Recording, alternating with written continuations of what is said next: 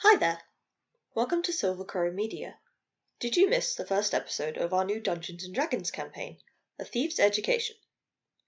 Or have you, like me, forgotten nearly everything that happened and need a quick refresher? Well, don't fret, I'm here to save the day with a quick recap for you. Sit back, relax, and listen to my smooth, chocolatey voice as I catch you up on our mischievous antics and attempt to condense 4 hours of chaos into 6 minutes of content. Prepare yourselves, as I'm going to throw more information at you than if you asked a Legend of Zelda fan to explain the timeline. I mean, how many times can Link die before he's just looking for attention? Let's start with the setting.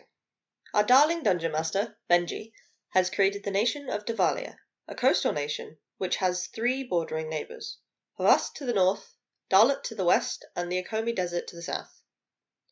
Its capital city is Austin, a merchant town in the southern central region. It mainly exports ceramics and silks. Our adventure focuses on the events unfolding in the northern port known as Heroes Harbour. In Heroes Harbour, there is a place called the Thieves Guild. This is an illicit guild operating beyond the law. It takes on a few recruits at a time and, as you may have guessed, carefully sculpts them into master thieves. This is where our heroes begin their journey. Our story is going to follow the newest group of recruits: Twig, Thalian, Calypso, and Saya. Saya is played by me, Caitlin, for those who don't recognise the omnipresent voice speaking. Saya is a human girl. She grew up in a normal family and was happy until her little brother fell ill and she turned to a life of thievery to fund his medication. In traditional tragic fashion, her brother died and she ended up running away and living a life of crime.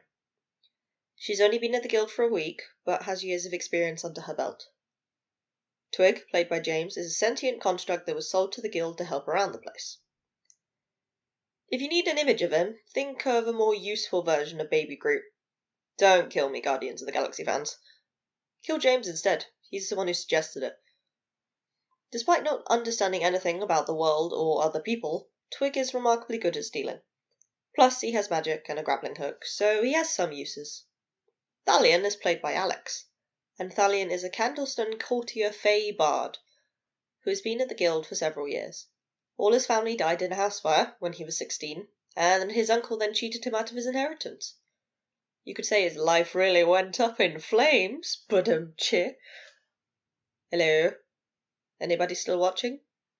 Please don't leave me. I'll stop making bad puns. No, I won't. Thalian was adopted by an older member of the guild and has been there ever since. Also, he talks like a surfer. Last but not least is Calypso, played by Ellie.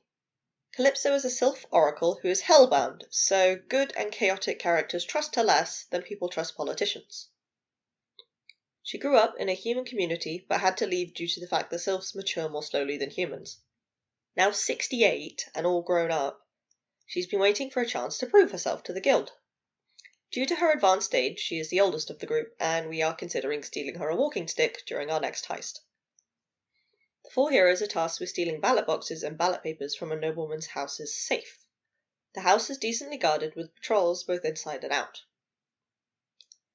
The original plan was to sneak past the guards, climb onto the roof, and lower Calypso and Twig down to retrieve the goods.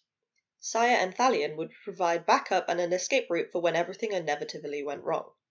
Critical fails are more common than Pidgeys in our group. What actually happened was that Twig managed to hit themselves in the face with a grappling hook. Twig then later managed to throw that same grappling hook at Saya, bruising a few ribs. Calypso managed to befriend the guard dog, who was a very good boy. She then proceeded to trip a trap and ended up with herself and half the ballot papers being stained bright blue. Saya came down to help since she is the highest intelligence of the group and therefore is good with machines, and managed to retrieve the rest of the papers despite one slight mishap that resulted her in being bluer than all the Smurfs combined. The group successfully escaped with their stolen goods and made it back to the guild, where the girls attempted to scrub their skin free of the blue stains. Needless to say, it took a while. Like a solid week. And that's what you missed from the first episode. I know, it's a lot to take in, but at least you won't be examined on all the information, as far as you know. We hope to see you at our next stream, which will be on a Saturday at 6 PM GMT over on Twitch. Be sure to click on any of our social media links in the description to find out more.